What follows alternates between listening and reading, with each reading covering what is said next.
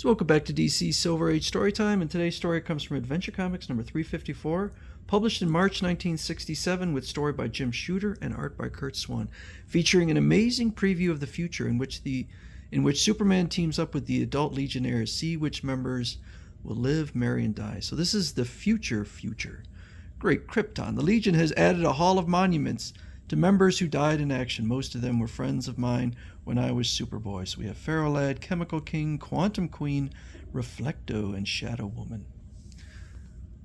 Many times we have taken you into the 30th century to meet the Legion of Superheroes, that galactic group of teenagers who guard the universe against all perils. But this time, let's go just a bit further into the future and see how these power-packed youths will turn out when they grow up.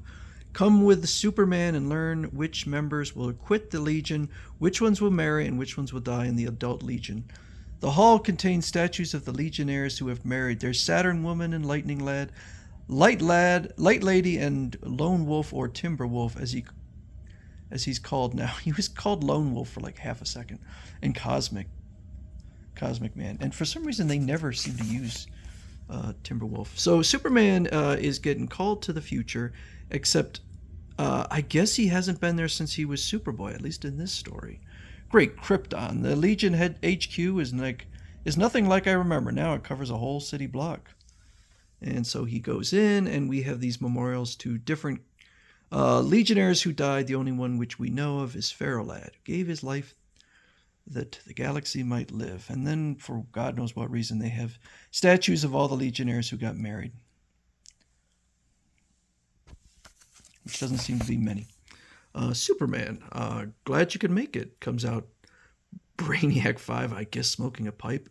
Brainiac 5, yes, it's nice to be back. I see things have changed quite a bit. I guess it is a lot different than you remember. We have some time before the others arrive. Want me to show you around? So it looks like even in the 30th century, the receding hairline is not conquered. So he takes them on a tour. Over there is our power plant, and at your right, the rocket maintenance shop. Beside our private spaceport, there to your left is our arsenal. The tall building you see is our lab. So he continues to show him around, show him the security system. And then, for some reason, they decide to peek in on Ultraman and Phantom Girl, or should I say Joe and Tina Na. It seems strange to see you two out of uniform, and perhaps strange that they can just peer in on them unannounced. So now Ultra Boy is a member of the Science Police. Here's my old uniform. It's not in mothballs yet. I'm still a reservist, though I gave up my full membership to devote more time to my family. Incidentally, I have a job as quadrant director of the Space Police, and they have a child now who inherited... One inherited his power and one inherited her power. And then they peek in on Mon-El and what he's doing. So he's quit the Legion and is just a space explorer now, clearing the way for colonization of many new worlds and save the lives of hundreds of colonists. That seems a little light. By ridding planets of all sorts of dangers. So there he is, punching out this massive lizard creature. Legion HQ, this is Night Woman calling. Night Woman? Great Scott, it must be an emergency alert from the substitute heroes. I only wanted to check and see if Cosmic Man had arrived yet.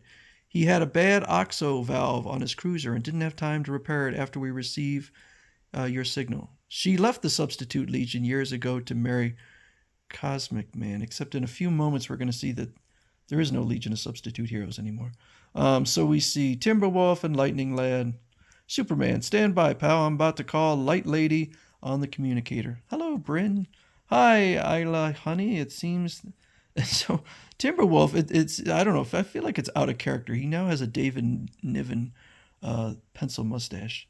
It seems this Legion business is urgent. I'll be detained on Earth for a while. Cancel all my appointments. Tell the kids hello from Uncle Garth, sis. I will. But wait, isn't that Superman behind you? Yes, the son of a gun's here on Legion business. How wonderful to see you again. So she shows off her children. And then we peek in on Lalor. Yay! And it's Shrinking Violet, who has indeed married Duplicate Boy. I guess is Duplicate Man, but he is also retired. We're not sure yet to what extent our children have inherited their father's ability to duplicate any superpower. They're sure cute tykes. It was like old times to see Vi and the rest. But what about Colossal Man, Matter Eater Lad, and the others? Are they still in the Legion? I'll show you with this device. So they use this device called a photon inverter, which I guess can teleport them anywhere in the universe. And the first place they go is Bismol, the planet of Matter Eater Lad. And mind you, Matter Eater Lad is just normal on his planet. Everyone can consume and digest pretty much anything. Why, this is the Bismolian equivalent of the White House. He's the president. Right, he left the Legion to serve his world. Hey, hold on. Oh, hold it. I'll call you back, Senator. Something has come up. So he meets with them. Congratulations, Tens. I wish I could shake your hand, but this quanta entity figure isn't isn't solid. So they beam out of there, and they go to the Cosmic Directorate. Microseconds later, twin beams of quanta energy streak toward a huge metal sphere located at the center of the known universe. Is there a center? Headquarters of the Intergalactic High Council, which preserves the peace between worlds, the Cosmic Directorate. And so there is Colossal Man. He's just playing Gim Alon now. He directs the Intergalactic Guard. Hey, Brainiac 5 and Superman. I was forced to quit the Legion because of an injury robbed me of my size-increasing power, but the Legion of Superheroes had given me the experience I needed to land this job. Good for you, Gim. So they go to Xantho to meet Starboy and Dreamgirl, and Starboy, he really has lost his hair. And then Bouncing Boy. I lost my Bouncing Boy power again, but I didn't care when Duo Damsel agreed to marry me. We came to her planet and got a police job. That's our bouncing baby boy. Of course, he has the power of... I had his triplicate girl. He looks like triplets. Polar Man, so you're in the Legion now, eh? Yes, with so many members quitting the Legion and the Substitute Heroes, the two groups had merged. So there is no Legion of Substitute Heroes anymore, I guess. Cosmic Boy... I don't think they ever mentioned a new member who didn't die. Cosmic Boy was the Legion's first leader now. As Cosmic Man, he has the job again. Most of you know what's up, but for those who don't, I'll explain. Recently, the Legion has been under attack. Attacked by whom? That's just it. We don't know. But whoever it is, he seems to know all the Legion's secrets. He avoids our every booby trap, knows exactly where each weakness in our defenses lies. He's done untold damage. Roll him, Brainiac. So we see all the damage he's done at the clubhouse and their arsenal, and this guy's really been doing a lot of damage. All we know is that we've failed, and if this sabotage continues, the Legion will be out of business. That's why all available members, as well as Superman, have been called. What's your plan? As of now, we're all on 24-hour guard duty. We can take turns sleeping, except for Superman, who needs no sleep. We'll let out our enemy make the first move, and when he does, stop him. So then we get a peek at the mysterious enemy. Fools, they were so right. I know all their secrets, including the secret of how to monitor them right through their insulated HQ walls. So they think bringing Superman in will stop me, eh? Well, they're wrong. Dead wrong. Nothing can prevent me from exacting my revenge. Nothing. But I think I'll let them worry a little bit more.